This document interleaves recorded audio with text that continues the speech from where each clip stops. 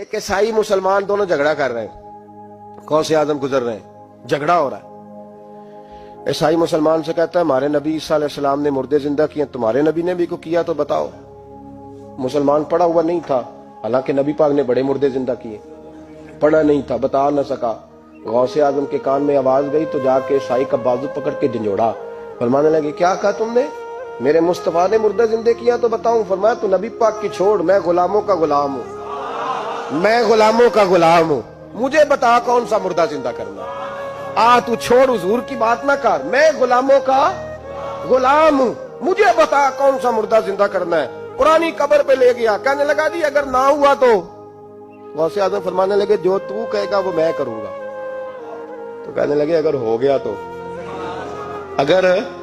تو غوث اعظم کہنے لگے نہ میرے خانقاہ پہ جھاڑو دینا، نہ میرے برتن مانجنا، نہ میرے گھر کا سودا لانا، اگر زندہ ہو گیا تو بس میرے نبی کا کلمہ پڑھ جانا، بس میرے رسول کا کلمہ پڑھ جانا۔ اللہ اکبر۔ اس نے جو سب سے پرانی قبر تھی نا، وہ کہتا ہے یہ ہمارے دادا نے بھی نہیں دیکھا تھا بندہ کون ہے، اس قبر پہ کھڑا ہو کہنے لگا اس کو زندہ کرے۔ تو غوث اعظم رضی اللہ تعالیٰ عنہ قبر کے سرانے کھڑے ہوئے تو دعا کرنے لگے، کہنے لگے مولا اپنے لیے نہیں تیرے رسول کے لیے۔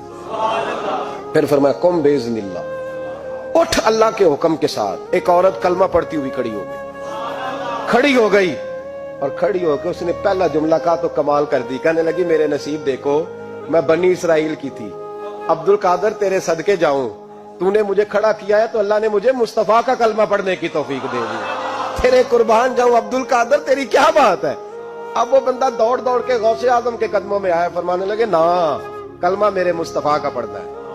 آج نا کرامت کی بات آتی ہے تو بندے چھپنے لگ جاتے ہیں، کہتے ہیں نہیں نہیں یہ نہیں ہو سکتا، بڑا مدافعانہ سا عمل، بڑا شرمندہ سا بولا جادی۔ وہ غوث پاک ایک دن ایک صاحب کرامت بیان کر رہے تھے تو بڑے جھجک کے حضور غوث اعظم، میں نے کہا تو بیٹھ مجھے بیان کرنے دے، تو ڈر رہا ہے کرامت سے ڈر رہا ہے، مجھے بیان کرنے دے، میں بیان کرتا ہوں، مجھے بیان کرنے دے۔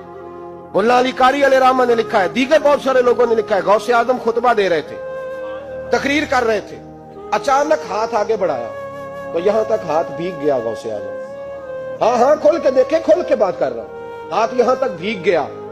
مرید کہتے ہم نے پوچھا حضور پانی بھی کوئی نہیں، ہاتھ بھیگ گیا۔ میں چپ کر کے سبق پڑھو، شاگردوں کو پڑھا رہے، چپ کر کے سبق پڑھو۔ تھوڑی دیر گزری، چند گھنٹے تو ایک قافلہ آ گیا، سارے لوگ پانی میں بھیگے ہوئے، حضور غوث اعظم کے سامنے کھڑے ہوئے، کہا حضور آپ نے بڑی کرم نوازی فرمائی، بڑی کرم نوازی۔ وہ شاگرد کہنے لگے ہوا کیا؟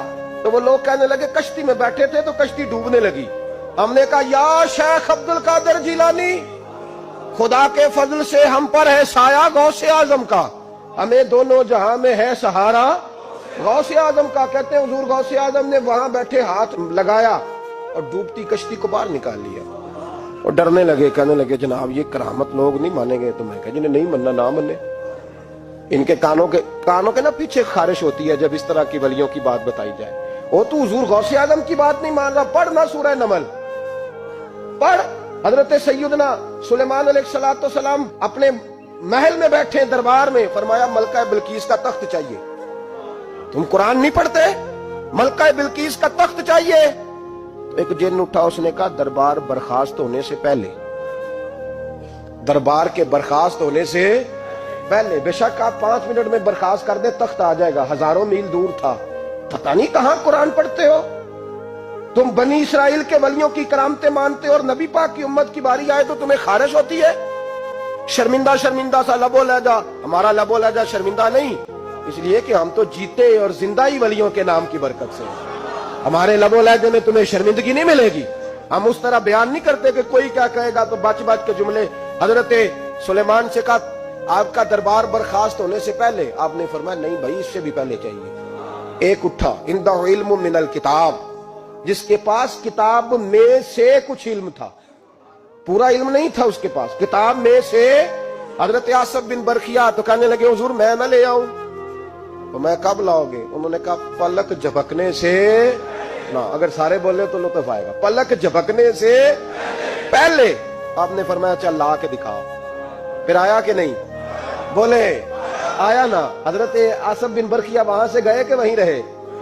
آیا نا تخت، 80 فٹ اونچا، 80 فٹ چوڑا، 80 فٹ لمبا، اتنا بھاری کہ شاید 50 لوگ نہ اٹھا سکیں، वो आया, सामने रखा तो हजरत सुलेमान कहने लगे ये क्या है? तो जनाब आसिफ बिन बरखिया कहने लगे हाजा मिन फजली रब्बी, ये मेरे रब का, और जिन पर निरा फजल है उनकी ये शान है जिनको अल्लाह के वबश्शिरिल मुमिनीना बिअन्ना लहुम मिनल्लाहि फदलन कबीरा।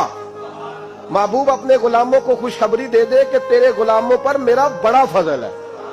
फजल नहीं, फजले कबीर है। तो जिन पर निरा फजल हो वो तो बगैर जाए तख्त ले आए, और जिन पर फजले कबीर हो वो डूबते हुए मुरीद को हाथ डाल के बचा नहीं सकते, वो नहीं बचा सकते। डर डर के क्यों बात करते हो? खोल के को खुदा के फजल से हम पर है साया गौसे आजम का, हमें दोनों जहां में है सहारा गौसे आजम। हुजूर गौसे पाक वाज करते, नसीहत करते, और चूंकि ना शोहरत के लिए, ना माल के लिए, ना नोटों के लिए, इसलिए गौसे आजम जब तकरीर करते ना, एक दिन बगदाद में बारिश शुरू हो गई, खिताब हो रहा था, लोग बिखरने लगे तो दो जुमले गौसे पाक के, कहने लगे या अल्लाह तू दिलों के भेद जानता है, अगर बंदे मैंने अपनी जात के लिए इकट्ठे किए हैं तो तेज बारिश बरसा, दौड़ा दे सारे, और अगर तेरे लिए इकट्ठे किए हैं तो फिर भी तेरी मर्जी, रखने हैं तो रख, भेजने हैं तो। हजरत याहया कहते हैं सारे बगदाद में बारिश होती थी, पर जहां गौसे आजम की महफिल होती थी वहां कोई नहीं होती थी, वहां कोई नहीं होती थी। गौसे आजम तकरीर करते, कभी कभी वजद आता था। वजद किसको कहते हैं? वजद तो कभी कभी आप कहते नहीं कि मैं